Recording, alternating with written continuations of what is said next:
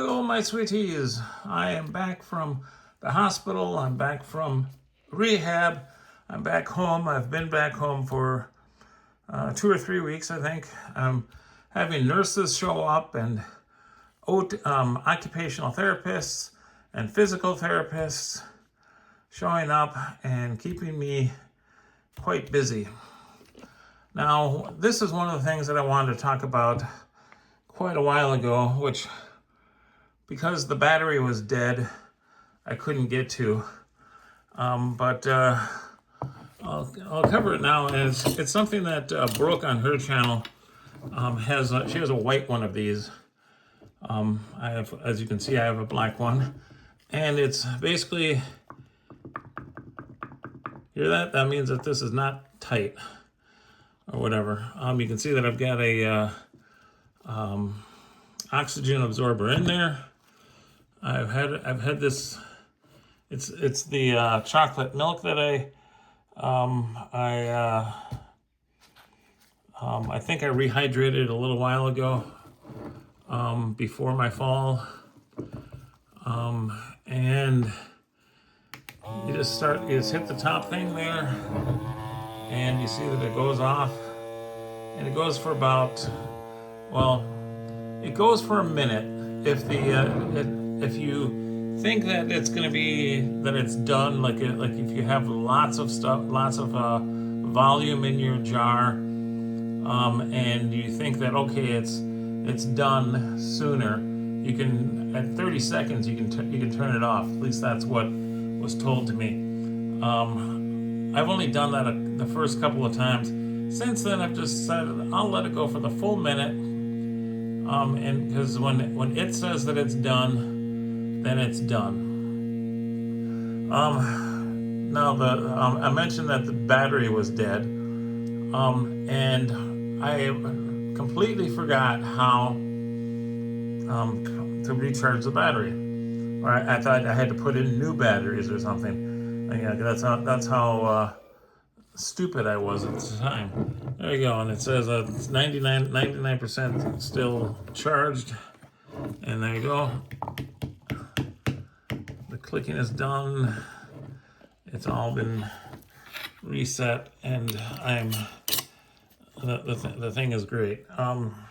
Brooke, I think, has an Amazon account on her Freeze Dry Society, or FD Society.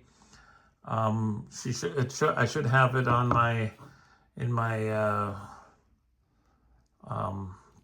my more category that shows a list of 6 or 7 other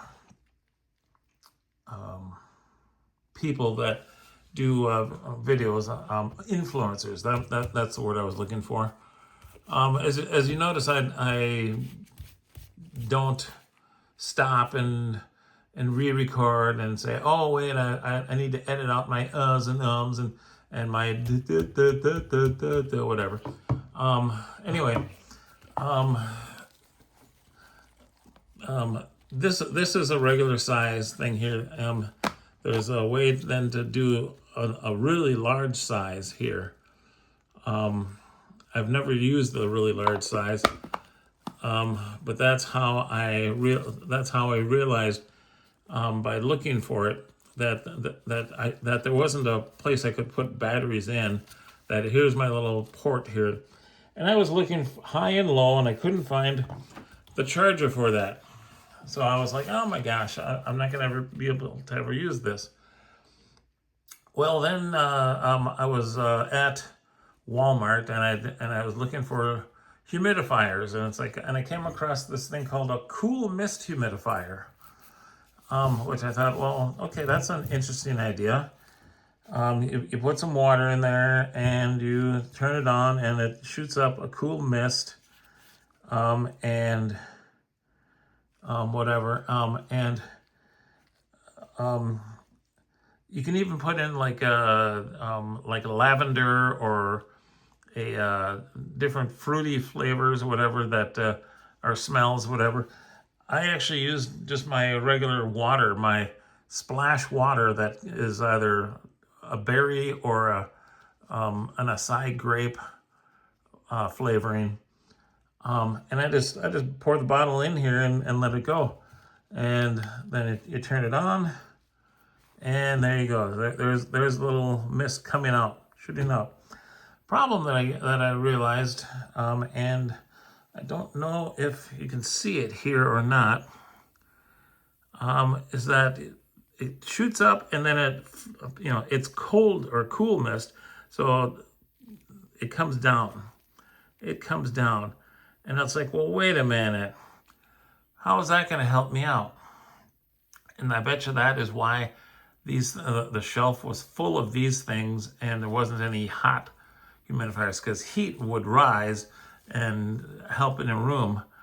This thing basically would cause a puddle of water all the way around here, because it just goes up and it comes right back down and ends up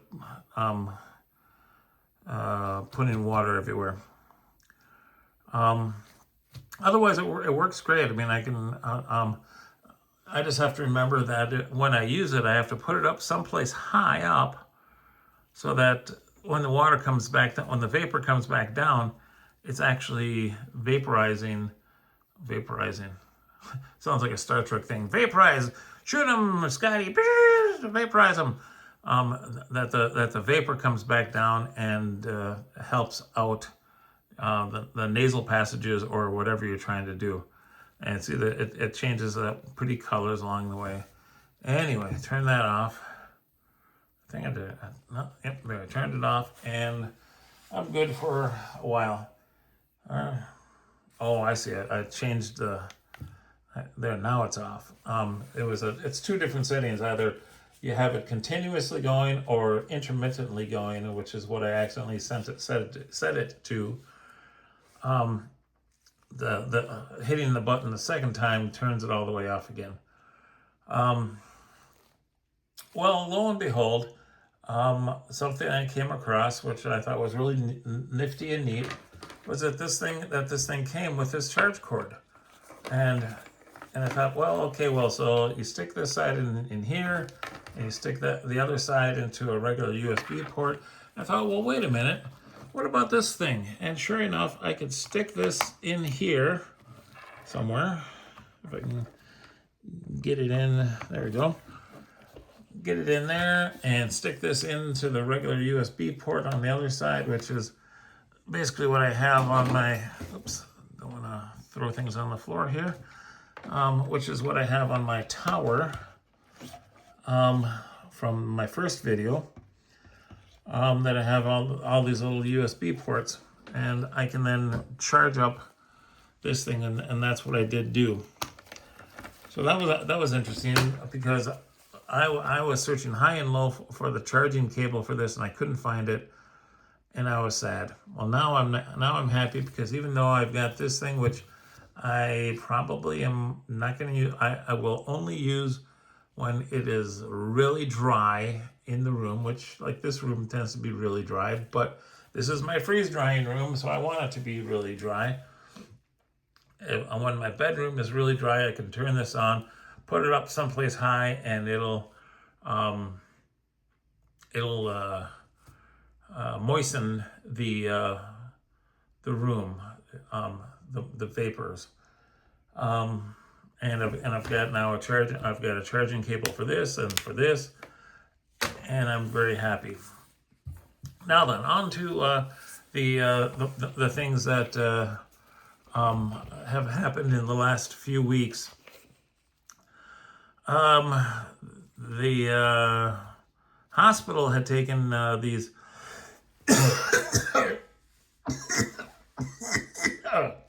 excuse me, these x-rays of my body. They were looking for other things, and they found those other things.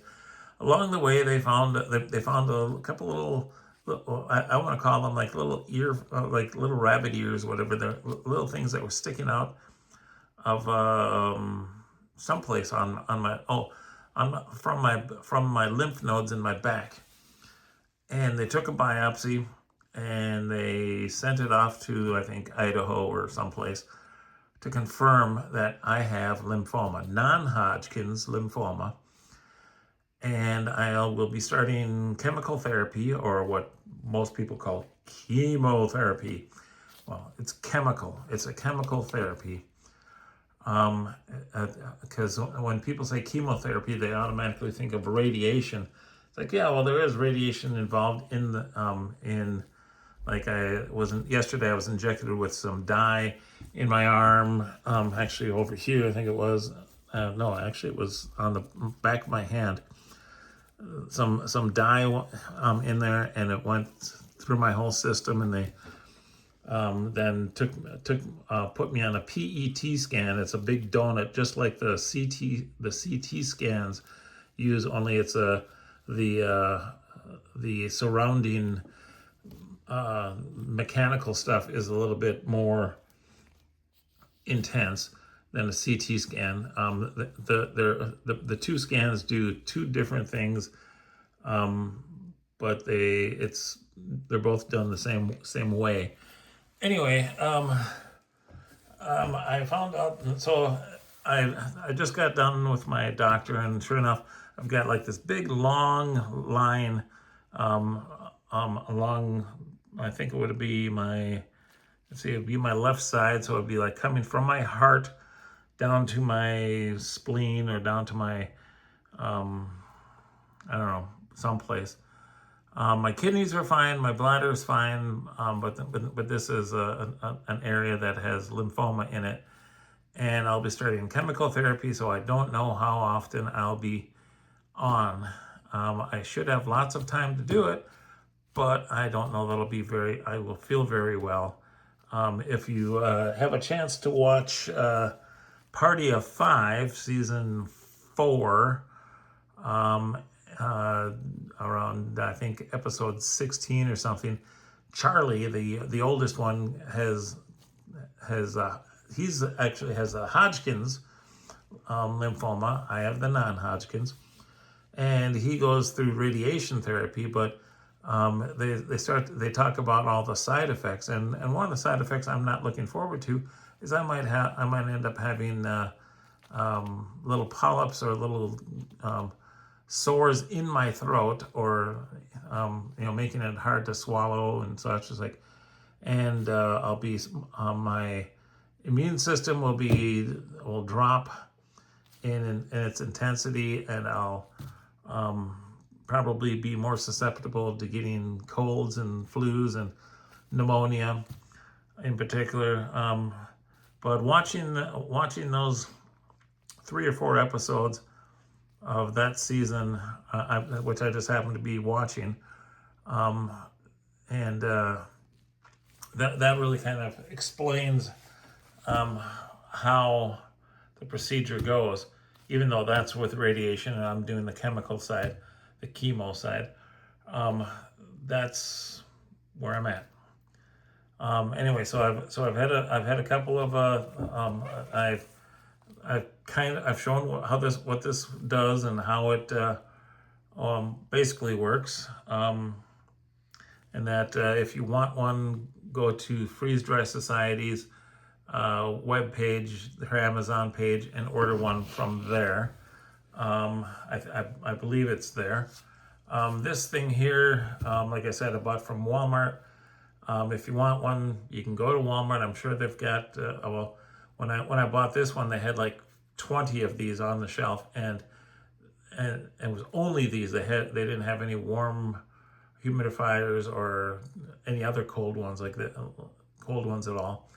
But if you want one, go buy them. These are like $12, I think it was, and they do work. It's just it's not the kind that you can then put a towel over and have your head down sniffing this stuff or whatever to if you have a stuffy nose or whatever. It's not going to work like that. But so there, I've got 2 things I've reviewed. I've given you an update on my situation, and I do have other things still in line. I just have to feel up to it to get to them. Anyway, thanks for watching. Like, subscribe, share, comments down below. Do whatever you like. If you don't want to do any of that, that's fine. I'm doing this more for my own posterity, for putting my voice on the internet for my, well, not my grandchildren, but somebody else's grandchildren near a relative of mine. That future generations will know at least what I sound like, and they can then take pictures of me and put it up next to the video so they can say, well, this is what he looked like, and this is what he sounds like, and they can listen to this. Thanks for watching. Have a great day.